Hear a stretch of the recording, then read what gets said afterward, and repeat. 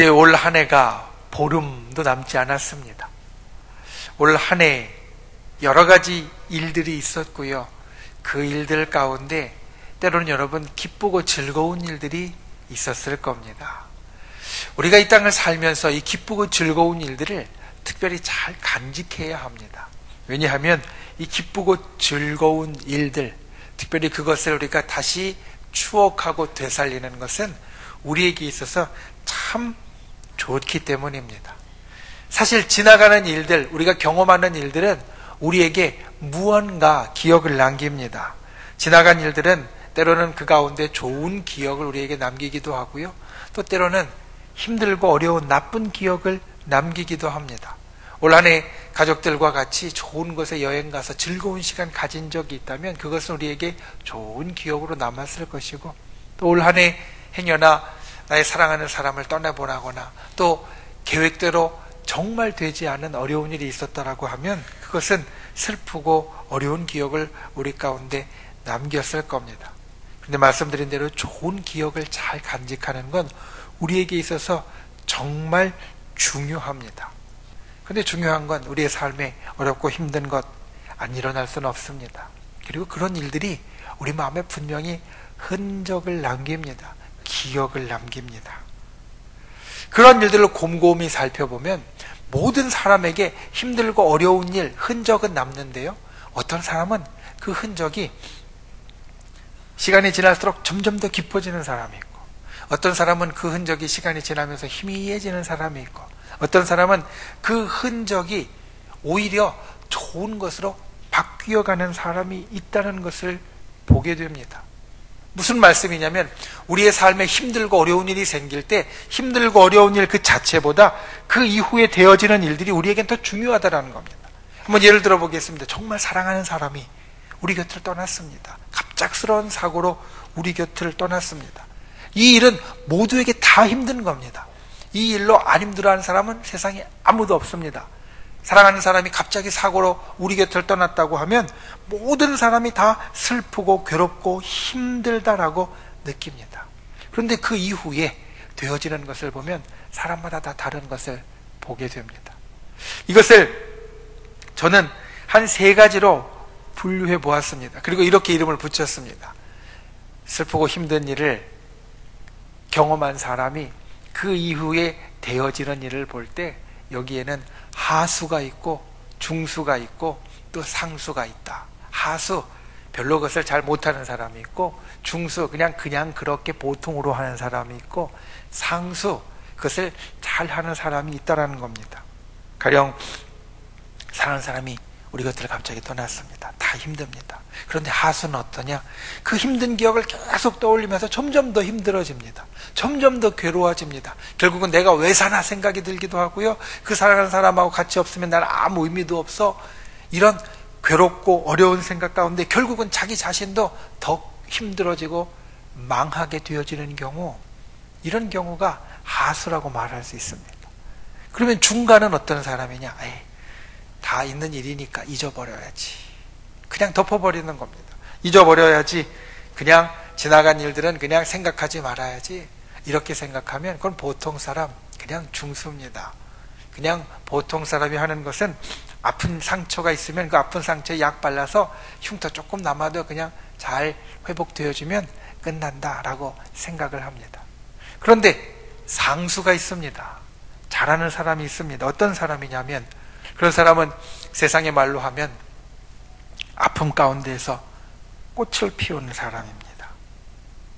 힘들고 어려운 일이 있지만 그것을 그 속에서 망해가는 계기로 삼거나 그냥 덮어버리는 것에서 끝나는 것이 아니라 그것을 삶을 위한 더 큰 에너지를 만들어내고 삶을 위한 더 큰 기회로 바꾸어가서 나중에 그 일을 돌이켜보면 그때는 참 슬픈 기억이었는데 돌이켜보면 다 괜찮았어. 오히려 그것 때문에 더 좋아졌어 라고 이야기할 수 있는 사람, 분명히 다쳐서 상처가 있고 그리고 그것이 흉터로 남았는데 그 흉터가 마치 아름다운 문신처럼 되어지는 사람, 이런 사람이 상수라고 이야기할 수 있다라는 겁니다.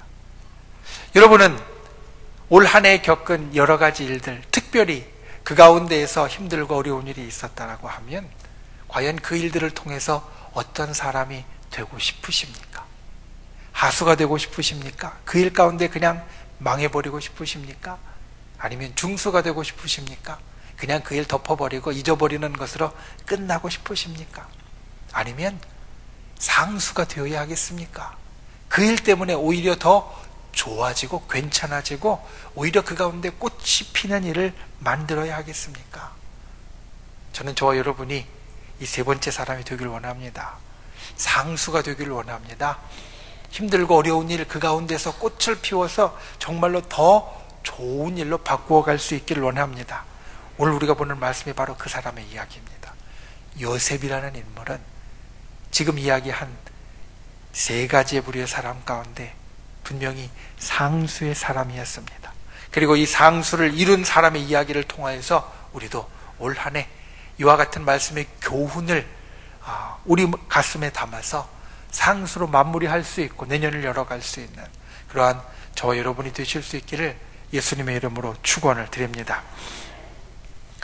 첫 번째로 기억해야 될 것은 하나님의 뜻을 보아야 한다는 겁니다. 오늘 말씀은 요셉과 요셉의 형제들 사이에 일어난 일을 우리들에게 들려줍니다.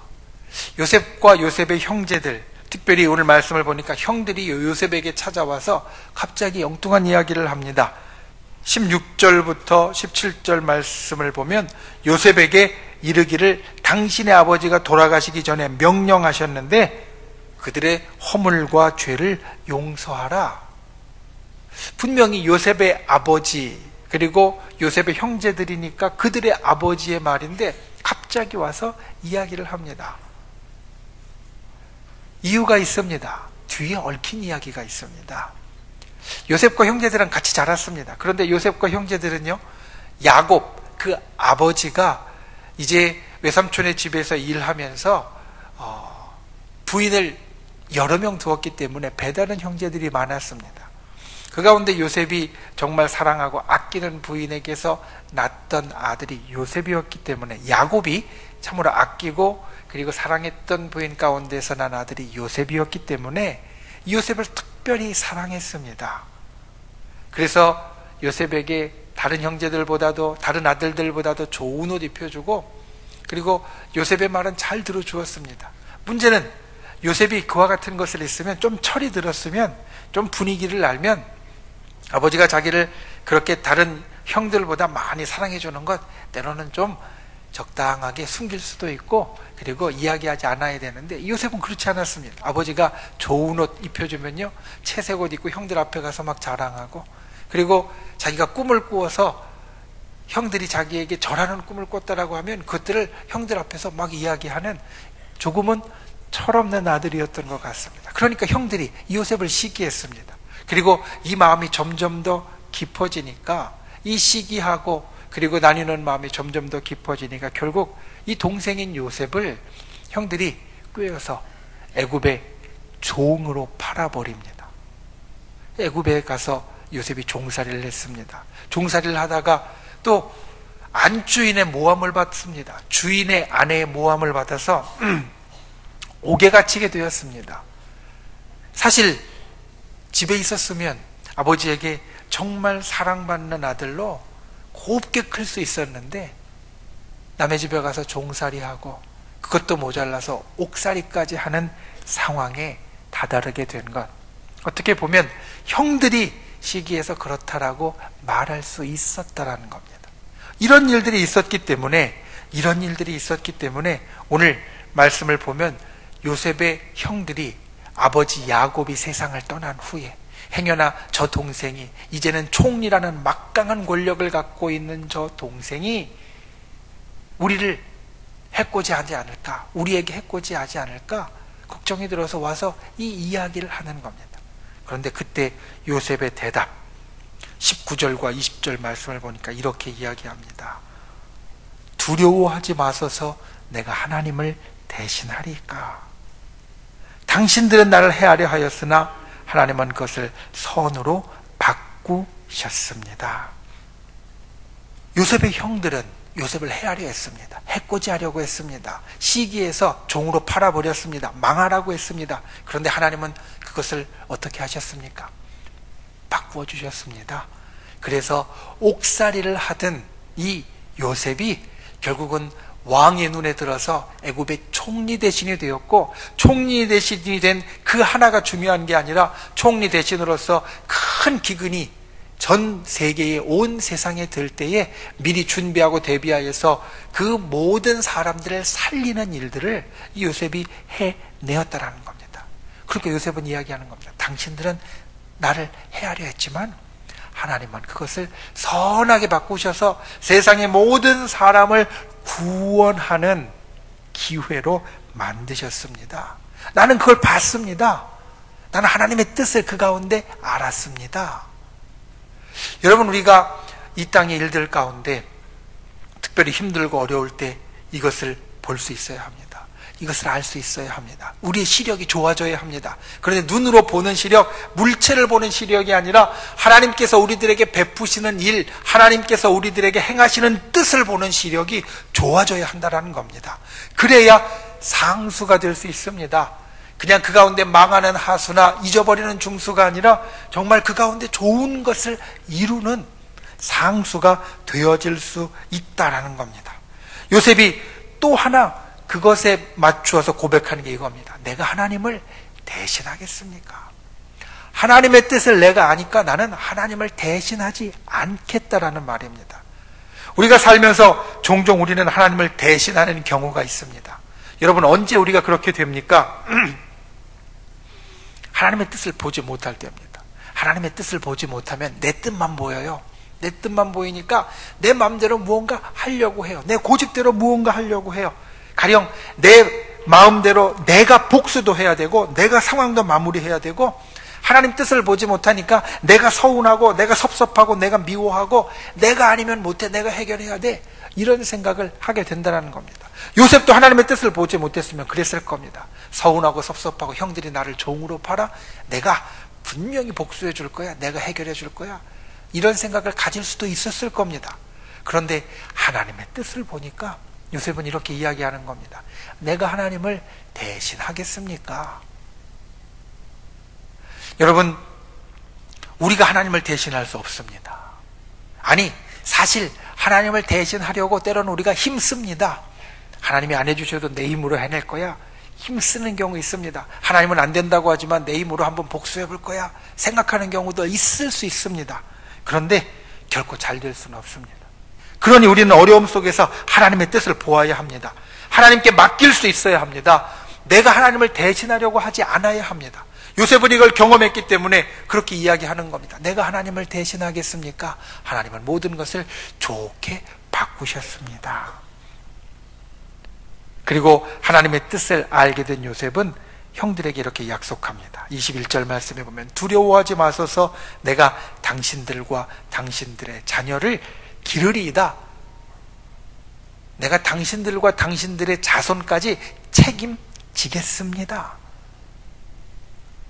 당장 자기에게 해코지할까 무서워서 찾아온 형제들에게 요셉은 이와 같은 약속을 합니다. 내가 당신들 책임지고 자손들까지 다 책임지겠습니다.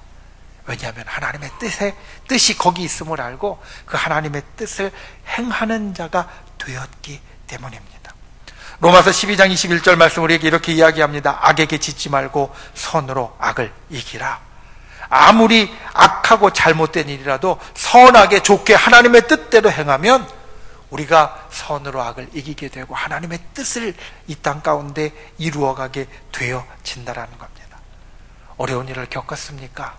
그러면 우리의 시력이 좋아져야 됩니다. 우리의 시력이 당장 눈앞에 보이는 것만 보지 말고 그것을 넘어선 하나님의 뜻을 볼 수 있어야 합니다. 당신들은 나를 해하려 하였지만 하나님은 그것을 좋게 바꾸셨습니다. 라는 이 요셉의 고백이 우리의 고백이 될 수 있어야 합니다. 저와 여러분이 이와 같은 분들이 되시기를 바랍니다. 어려움 속에서 하나님의 뜻을 보는 분들이 되시기를 바랍니다. 그리고 어려움을 넘어서서 하나님의 뜻을 행하는 분들이 되시기를 바랍니다. 결코 하나님을 대신하려고 하지 마시는 분들 되시기를 바랍니다. 하나님께서 하게 하실 때, 하나님의 뜻대로 나아갈 때 우리에게 놀랍고 좋은 일들, 우리의 아픔을 정말로 찬란하게 밝게 빛나는 것으로 바꾸시는 역사가 일어나게 되어질 겁니다. 그와 같은 귀하고 복된 분들이 되실 수 있기를 예수님의 이름으로 축원을 드립니다. 두 번째 기억해야 될 건 의심하지 말아야 된다는 겁니다. 오늘 말씀에 요셉과 요셉의 형제들의 큰 차이가 바로 이것입니다. 요셉의 형제들이 요셉에게 와서 이렇게 이야기를 합니다. 아버지가 명령하시기를 당신이, 요셉이 우리 형제들의 죄를 다 용서하라 하셨으니 제발 나를 용서해 주옵소서. 그런데 그 이야기를 듣고 17절 말씀에 보니까 요셉이 웁니다. 17절 마지막에 보니까 이렇게 우리에게 성경은 이야기합니다. 요셉이 그들이 그에게 하는 말을 들을 때에 울었더라. 왜 웁니까? 그것은 이미 요셉의 마음 가운데, 아니 요셉은 형제들과 화해를 했기 때문입니다. 창세기 45장 7절과 8절 말씀, 오늘 50장에서 한참 전에 형제들을 처음 만났을 때 말씀을 보면 요셉은 형제들과 이런 이야기를 나누었습니다.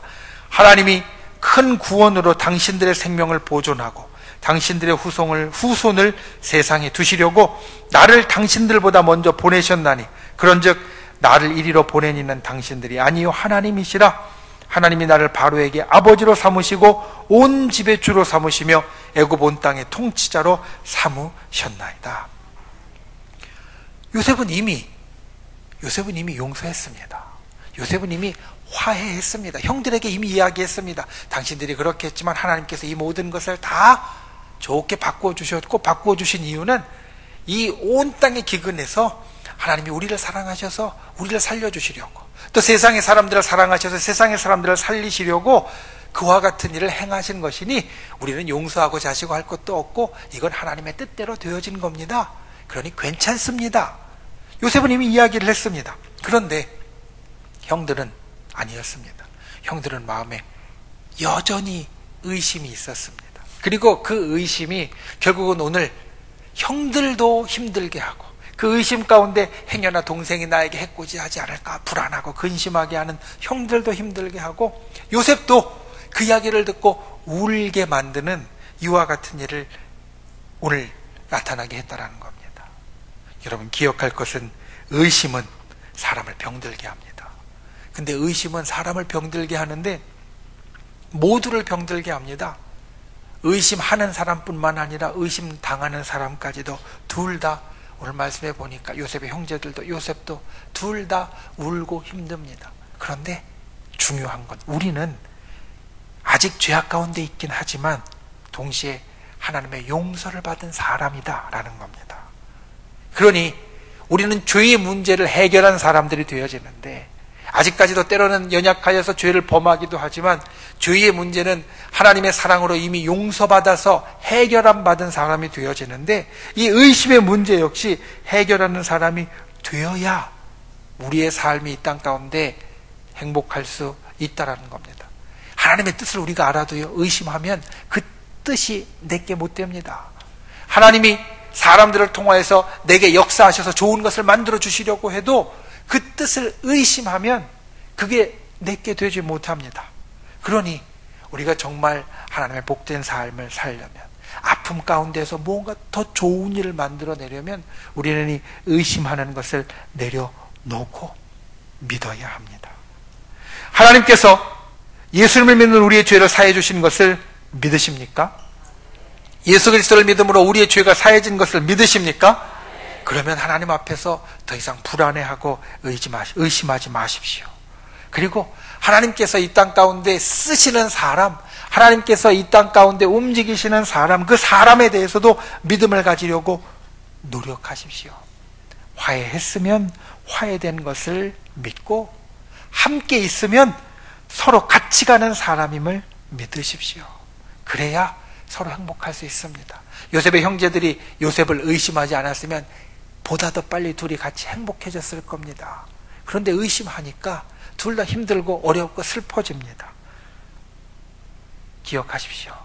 우리는 하나님으로부터 용서받고 구원받은 사람입니다. 그러니 하나님에 대한 의심, 사람에 대한 의심, 이것을 내려놓으실 수 있기를 원합니다. 이게 상수로 가는 길입니다. 우리의 인생이 정말 아프고 힘든 때에도 더욱더 좋은 것으로 바뀌어져 가는 길입니다. 그러니 그와 같이 믿음을 가질 수 있는, 신뢰를 가질 수 있는 저와 여러분이 될 수 있기를 예수님의 이름으로 축원을 드립니다. 말씀을 맺습니다. 오늘 말씀의 제목이 무엇입니까? 승화입니다. 승화. 무슨 뜻입니까? 올라간다라는 뜻이 되는데요. 그런데 이 말은 본래 어느 한 단계를 뛰어넘는 것을 말합니다. 자, 날씨가 춥습니다. 이런 추운 날씨에 물이 얼면 얼음이 됩니다. 얼음이 날씨가 따뜻해지면 뭐가 되죠? 물이 되고요. 그 물을 끓이면 뭐가 됩니까? 수증기가 됩니다. 우리가 생각할 때 얼음은 이 단계를 거쳐야 됩니다. 얼음은 조금 더 따뜻하게 돼서 물이 되어야 하고, 이 물이 끓어야 공중으로 날아간다라는 겁니다. 그런데 실제로 우리의 삶에 보면요, 이게 항상 그렇지는 않습니다. 자, 여러분, 냉장고에 얼음이 있습니다. 얼음이 냉장고에 얼음 보관함 가운데 있는데, 냉장고를 열어보면 그 얼음이 어떻게 됩니까? 그대로 있습니까? 아니면 불어납니까? 아니면 줄어듭니까? 줄어듭니다. 분명히 처음에는 한 요만한 얼음이었는데, 이게 요만한 얼음으로 시간이 지나면 술로 줄어듭니다. 우리가 생각할 때 이 얼음이 줄어들려면 어딘가 녹아서 물로 빠져나갔어야 되는데, 물로 녹은 흔적은 없습니다. 왜냐하면 그 속에서 얼음이 직접 물을 거치지 않고 공중으로 날아가는, 수증기와 같이 날아가는 것으로 바뀌었기 때문입니다. 이게 승화입니다. 얼음이 직접 수증기가 되는 게 승화입니다. 우리의 삶, 특별히 우리의 삶의 고난과 어려움도 마찬가지입니다. 우리의 삶의 고난과 어려움이 있을 때 그것을 대략 덮어놓고 치료하는 것이 물과 같다라고 하면, 그것으로부터 좋은 것을 만들어내는 것, 아까 말씀드린 대로 흉터가 마치 아름다운 문신과 같이 되어지는 게 수증기와 같은 것이 되어지는데, 우리가 아픔이 있을 때, 괴로움이 있을 때, 슬픈 기억이 있을 때, 또 어려운 일들이 있을 때 그 속에서 선을 이루어가는 것이 이와 같이 그냥 치료되는 단계를 뛰어넘는 승화가 되어진다는 겁니다. 요셉은 오늘 그걸 했습니다. 종살이하고 옥살이하는 어려운 상황 가운데에서도 자기는 총리가 되어지고 형제들과 잘 지내는 좋은 일을 만들어내는 승화를 이루었습니다. 우리도 이 땅 가운데 살면서 그와 같을 수 있습니다. 힘들고 어려운 일 가운데 좋은 일, 선을 이룰 수 있고 아름다운 꽃을 피울 수도 있습니다. 두 가지를 기억하십시오. 첫 번째, 하나님의 뜻을 보십시오.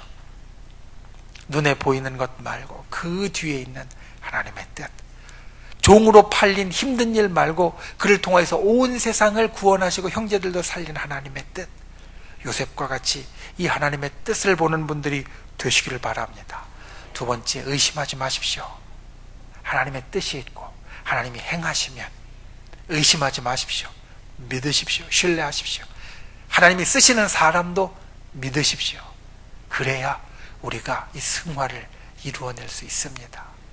저와 여러분이 진정 올 한 해 남은 시간들 가운데 특별히 올해에 힘들고 괴롭고 어려운 일이 있었다라고 하면 오늘 요셉과 같이 참으로 아름답게 그 가운데 꽃을 피울 수 있는, 힘들고 어려운 일 가운데 참으로 아름답게 꽃을 피울 수 있는 복된 사람 되실 수 있기를 예수님의 이름으로 축원을 드립니다.